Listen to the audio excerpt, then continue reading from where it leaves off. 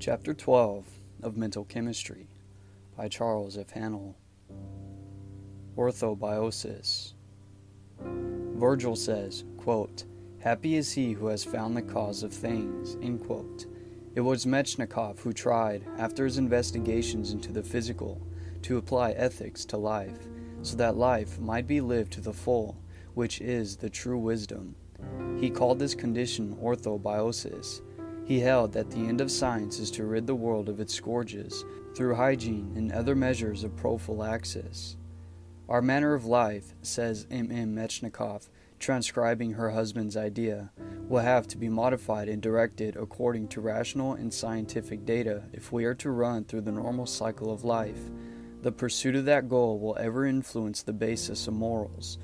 Orthobiosis cannot be accessible to all until knowledge, rectitude, and solidarity increase among men, and until social conditions are kinder.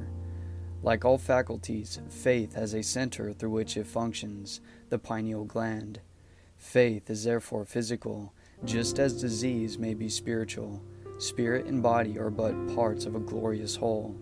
The cure of disease requires the use of cosmic force, and who shall say that that force, whether we call it God, nature, oversoul, Brahma, vis medicatrix naturae, prana, logos, divine will, does not manifest itself through material means as well as spiritual? Quote, Plato, Dr. Butler tells us, said that man is a plant rooted in heaven, and we agree to this, that he is also rooted in the earth. End quote. In fact, man may be said to have two origins, one earthly and physical, the other spiritual, though the former originates in the latter, so that ultimately the origin is one. Man is an organism. De Quincey defines an organism as a group of parts of which act upon the whole in turn acting upon all parts. This is simple and true. Quote, "It is paradoxical that mind, though a principal and usually a determining part of a human organism's actions and reactions, has by formal medicine been disregarded as a primary cause in pretty much all of those bodily disorders which are not produced by contagion. But of late years, auto-intoxication and disturbances of the ductless glands have come into increased consideration. Their operations are being gradually traced to origins beyond the physical body, and definitely located in states of mind. These states are coming within the scope of diagnostics.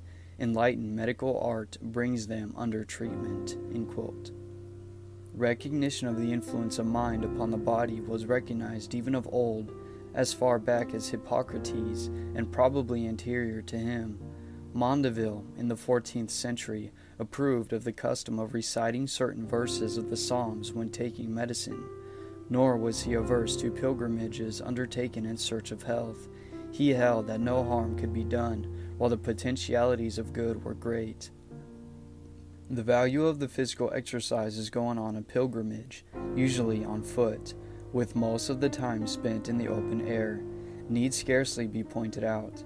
Many a cure of lethargy and obesity in the Middle Ages and after owed its efficacy to the insistence of famous physicians that the patients, no matter how wealthy or high-born, were to come from their dwellings on foot, in all humility refusing to extend treatment otherwise. Ignatius of Loyola is credited with saying, quote, "Do everything you can with the idea that everything depends on you, and then hope for results just as if everything depended on God." End quote. It will be found that the sanest, most Catholic and liberal exponents of each school of healing generously admit the value of other schools and the limitations of their own. The responsible healer of the future, who truly respects his honorable calling, will employ all beneficial, constructive agencies at the disposal of science. Thus, we have an eminent occultist saying, quote, "In cases of misplacement, dislocation, or broken bones, the quickest way to obtain relief is to send for a competent physician or anatomist and have an adjustment made of the injured member or organ.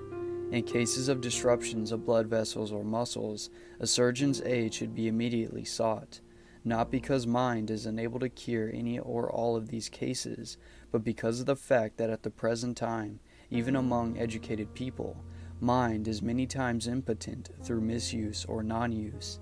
Mental treatment should follow these physical treatments in order to obviate unnecessary sufferings and to obtain rapid recovery." End quote. We can do no better than to quote Sir William Osler, B.T., M.D., F.R.S.X. Quote, "The salvation of science lies in a recognition of a new philosophy, the Scientia Scientiarum, of which Plato speaks. Now, when all these studies reach the point of intercommunion and connection with one another, and come to be considered in their mutual affinities, then, I think, and not till then, will the pursuit of them have a value.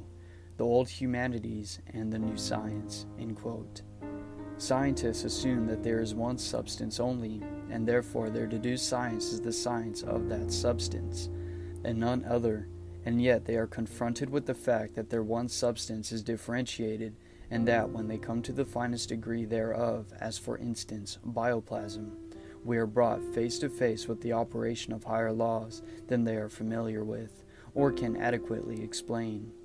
Many scientists, however, with the broader view, are beginning to glimpse a fourth dimension, and recognize the fact that there may be degrees of matter which are utterly beyond their chemical test and microscopic lens. But a new day is dawning. The telephone, the telegraph, and the wireless are now coming into general use, and it is now possible to make use of every avenue of information and knowledge. It is therefore but a question of time when the sick will have the benefit of all that is known in the art of healing. The physician frequently loses his patient because he refuses to recognize the spiritual nature of the patient, and that because of his spiritual nature there are certain fundamental laws governing in the spiritual world, and that these laws continue to operate whether he recognizes them or not. And the metaphysician frequently loses his patient because he refuses to recognize that the body of the patient is the material manifestation of the spirit within, and that the condition of the body is but an expression of the spirit. But all this iconoclasm is but the result of a certain conservatism which is both human and natural. With the wisdom which the years are bringing, there will soon be no one who cannot see that the germ is not only the cause of disease, but the result of disease, that bacteria is the result of impure water, not the cause of impure water, and so with everything else. What we can see, handle, or touch are never causes, but always effects, and if it is our purpose to simply substitute one form of distress for another, we shall continue to deal with effects and effects only. But if it is our purpose to bring about a remedy, we shall seek the cause by which alone every effect is brought into existence, and this cause will never be found in the world of effects. In the new era, abnormal mental and emotional conditions will be immediately detected and corrected. Tissue in process of destruction will be eliminated or reconstructed by the constructive methods at the disposal of the physician. Abnormal lesions will be corrected by manipulative treatment, but above and beyond all of this will be the primary and essential idea, the idea upon which all results will depend, and that is that no inharmonious or destructive thought shall be allowed to reach the patient, that every thought for him or about him shall be constructive. For every physician, every nurse, every attendant, every relative will eventually come to know that thoughts are spiritual things, which are ever seeking manifestation, and that as soon as they find fertile soil, they begin to germinate. Not all thoughts find expression in the objective world, and especially in the health and environment of the patient. This is not because all patients are responsive, but when the patient finds that these invisible guests come laden with precious gifts, they will be given a royal welcome. This welcome will be subconscious because the thoughts of others are received subconsciously.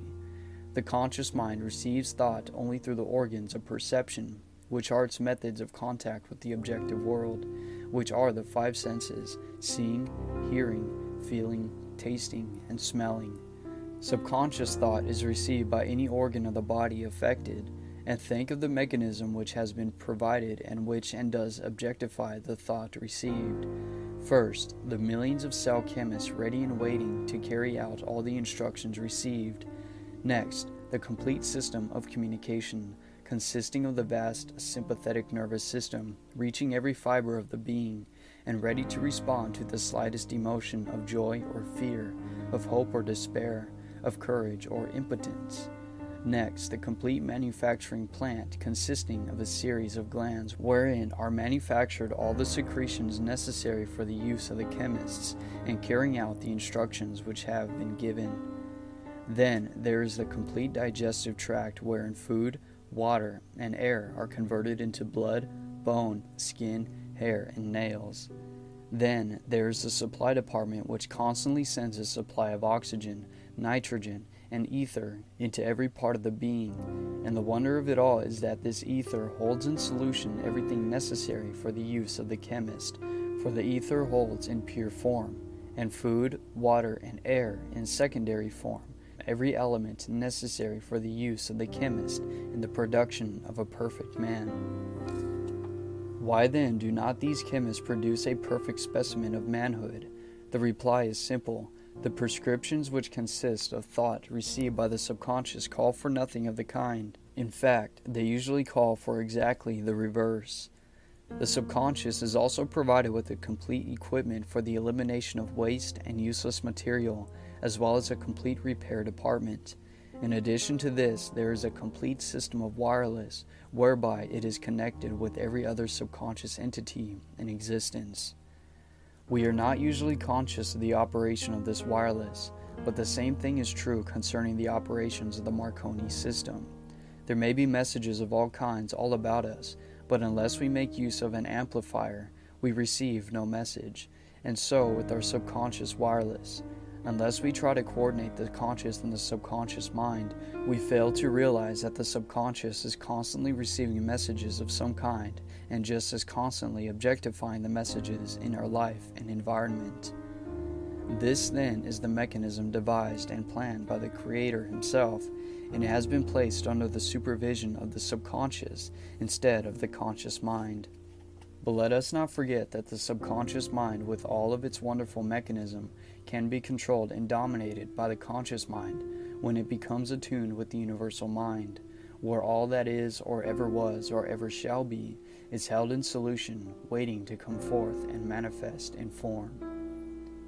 Quote by Carlyle: "Every day that is born into the world comes like a burst of music, and rings itself all day through, and thou shalt make of it a dance, a dirge for a life march, as thou wilt." End quote. End of chapter 12.